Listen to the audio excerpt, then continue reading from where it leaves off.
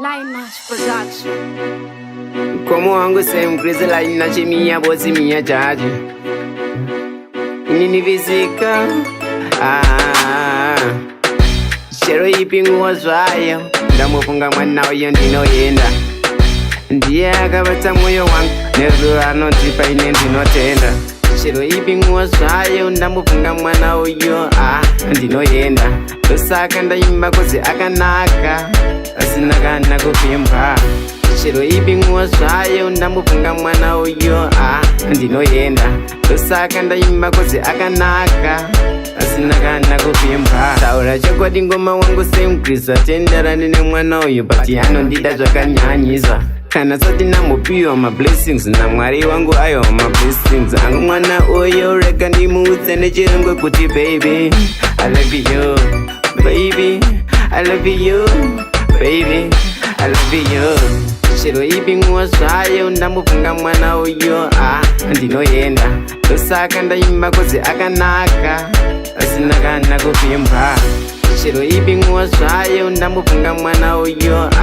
ndino yenda Dosaka ndaimba kozi akanaka Asinakana kupimba Zimwe nguwa nombozvipa uvulivi yangu nombofunga nezvake Ndombofungidzira zvimwe kudai ngirozi yakatsumwa naMwari kuya kuzondinyaradza ini Mazuva ekutsangana tomborohwa nehana ndichikwata ndichipanika Ndichifungidzira zvimwe kudai Jesu inoda kunditora tonogara pasi pasi Shiro ibingu wazvayo ndamufunga mwana uyo ndino yenda Dosaka ndaimba kozi akanaka Asinakana kupimba Shiro ibingu wazvayo ndamufunga mwana uyo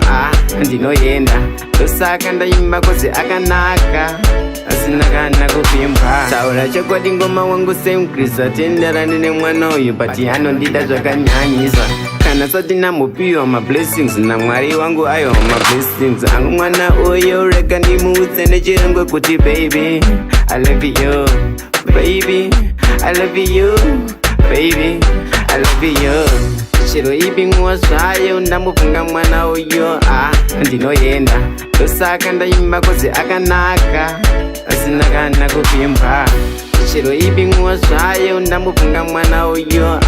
ndino yenda Dosaka ndaimba kozi akanaka Asinakana kupimba Zimwe nguwa nombozvipa uvulivi yangu nombofunga nezvake Ndombofungidzira zvimwe kudai ngirozi yakatsumwa naMwari kuya kuzondinyaradza ini Mazuva ekutsangana tomborohwa nehana ndichikwata ndichipanika Ndichifungidzira zvimwe kudai Jesu inoda kunditora tonogara pasi pasi Shiro ibingu wazvayo ndamufunga